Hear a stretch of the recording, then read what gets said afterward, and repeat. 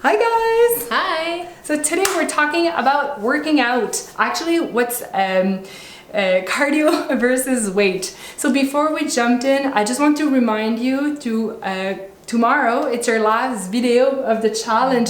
So thank you so much to join the challenge. It was awesome. We learned so much about you guys, and yeah, we're really excited to do that last live video. We're gonna talk about meal prep. We're gonna give you tons of information. We even have like a workbook, so make sure that you download that workbook, so that will kind of prep you for that last live video. So, and at the end we're launching our brand new 12-week program. Remember, so we're gonna talk about that at the end of the live video tomorrow. So make sure that you join us. It's at 7:30 tomorrow evening. Sorry.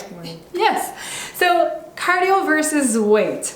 So we hear a lot of client coming here and like we start by creating the meal plan, like talking about meal planning and all that, and obviously we need to discuss the whole exercise component of the workout.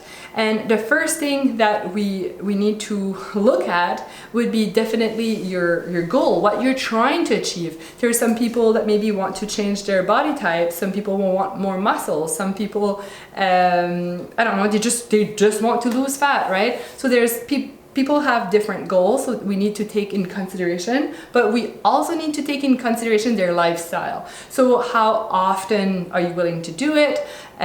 What do you like? What do you enjoy? Because those are the two things that, even if we're here telling you that, oh my God, it's most important to do weight training first thing in the morning, at the end of the day, if you're not doing it, this will not happen, right? So we need to really look into what's feasible, realistic for you before we do anything.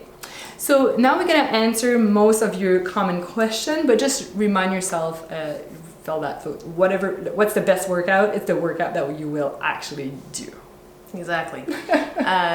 So for goals, again, like Madeleine said, that can vary a lot for many people, and what you do for a living will affect that. So you want to have a goal that's realistic, and for example, if it's more to lose fat, then of course in your week you may have to spend a little bit more time doing some cardio and maintain your weights. Let's say it's the opposite. If someone's wanting to gain a bit more muscle mass, then expect to spend a little bit more time in your week for your weights, and maybe just enough for maintaining your cardio. But then a lot of confusion happen when people are trying to lose weight and then they say, oh well, I'm just going to do cardio. Well, you need to understand a big thing. Weight training, what's nice about it, it's when you're actually doing the workout, you're losing calorie there. Then when your body heals itself, the muscle, that also burns some calories, then you're left with more muscle.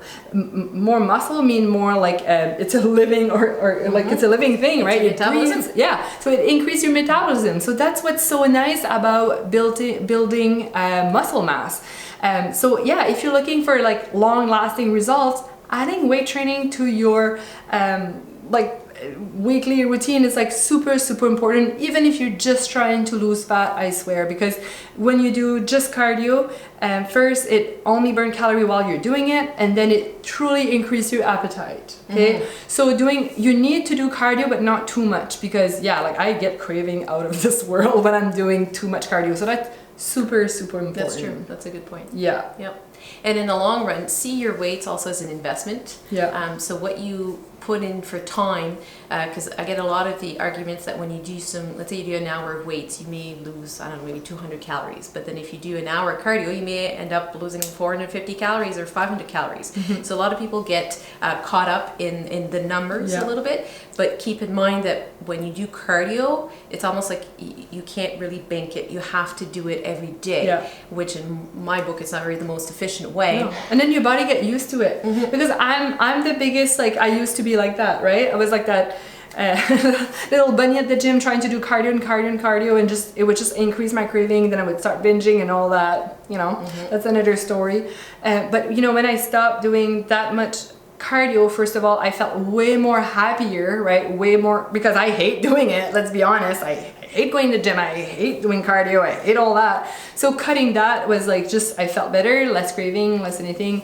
And then I would actually start seeing like change in my body because I had more time to actually weight train, right? Mm-hmm. And for recovery too, a lot of people forget that you will see improvement or muscle gains, even that sounds funny, but it's at rest. It's when you recover. Yeah. It's in the food that you eat, proper fuel, the proper rest. So putting your body through hard workout every day without proper rest will actually affect your goals in the long run. So I guess we're gonna look into what would be the, I don't want to say ideal because it's not ideal, but yeah, ideal scenario when it comes to weight cardio. I strongly suggest working out like more muscular, that part, maybe 3-4 times a week. That would be kind of like the minimum I would like people to do. Seriously, I found like 30 to 45 minutes is the ideal time, but it's supposed to be hard, right? If you do 45 minutes of like, hey, just looking at who's around and kind of just lifting, that's not what I'm talking about. You're supposed to go in the gym, maybe just do half an hour, but you feel like you cannot even lift something else. And I found sometimes that's where people are doing it wrong. They stay there for an hour and a half, but they're just doing nothing. Just get in the gym, get efficient, do your workout, get out. You'll have way much better results from it. So you do that like 3 to 5 times a week, and then you would do your cardio. Maybe, see, I like to do it like twice, 3 times, but that maybe for me that would include more like a Tabata interval type of cardio where I go like, let's say if an example, I'm jogging, well, I'll run as fast as I can, and then I'll kind of rest, and then I'll go again and just rest. So see, it's way more efficient than just like jogging, slow pace, steady, like your body get just used to it. So you're just really challenging your body. I found like that, for me, that's the best way to do it. Like, and even sometimes for my weight, I'll do the same thing, right? I'll use a Tabata timer to do it. And I found that works really, really well for me. And yeah, I'll take like 1 day a week and just stretch and, some yoga or something that's more relaxing. And sometimes I just take 1 day at the gym and I go in the sauna and just something to kind of just recover, because she's right, you need to recover. Like, you need to take a day off from working out. You can't work out every day. And because if your stress level is too high, cortisol very high, and then your body kind of hangs on to fat, and the last thing it can afford to do is repair itself. Yeah. So then we set ourselves up for injury, right? So proper rest. And like Madeleine said, that's a perfect example of how someone could work. Is it doesn't matter how long you have at the gym, it's how efficient you are. So if you need to cram in more stuff, do it by any means, and you're not going to affect your progress. And flip it around, if someone has a goal of being an endurance runner or anything like that, at that point it's different. Yes, you would have to put in the time in the gym because your work reflects your mileage, and that's what you're trying to do in terms of endurance. So again, there's no wrong way, but make sure that it fits for your lifestyle.